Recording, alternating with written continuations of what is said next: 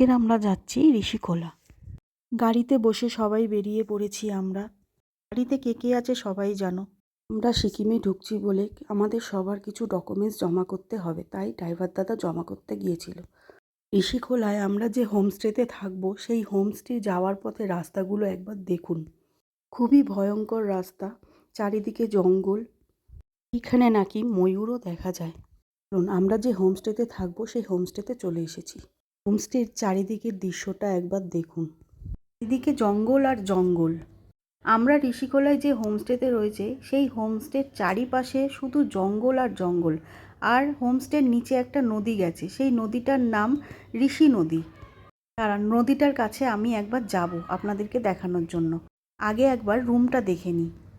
রুমগুলো বেশি বড় না, ছোট, ঠিক আছে, একটা রাতের জন্যই তো। চলুন এবার নদীটার কাছে যাই। নদীর কাছে যাওয়ার এটা শর্টকাট রাস্তা। সিঁড়ির পাশে যে ফুল গাছগুলো দেখছেন, ফুলগুলো দেখছেন কি সুন্দর না? পারলে আপনাদেরকে আরও ফুল দেখাবো। চলুন যাই। দেখুন এখানে বনফায়ার করা হয়। এই হোমস্টেতে আগে যারা ছিল তারাই কেউ করেছে। দেখুন নদীটার পাশে আমি পরে যাব আপনাদেরকে দেখানোর জন্য। চলুন, অনেক বেলা হয়ে গেছে, এবার আমরা লাঞ্চটা করে নিই। লাঞ্চে আমাদের ছিল ডাল, সয়াবিনের তরকারি, পাঁপড় ভাজা, ডিমের কষা আর স্যালাড। জানেন, রান্নাটা আমাদের কলকাতার ছেলেই করেছে, ওইখানে কাজ করে, পরে জানতে পারি।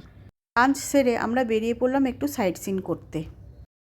দেখুন রাস্তাটা একবার দেখুন, এই ঋষি নদীর ওপর থেকে গাড়ি নিয়ে যাচ্ছে আমাদের এই ড্রাইভার দাদা। রাস্তাগুলো একবার দেখুন, কি ভয়ঙ্কর রাস্তা। কলকাতার ছেলেরা হলে এইখানে তো মনে হয় একদমই ড্রাইভ করতে পারবে না। চলুন দেখি এবারে।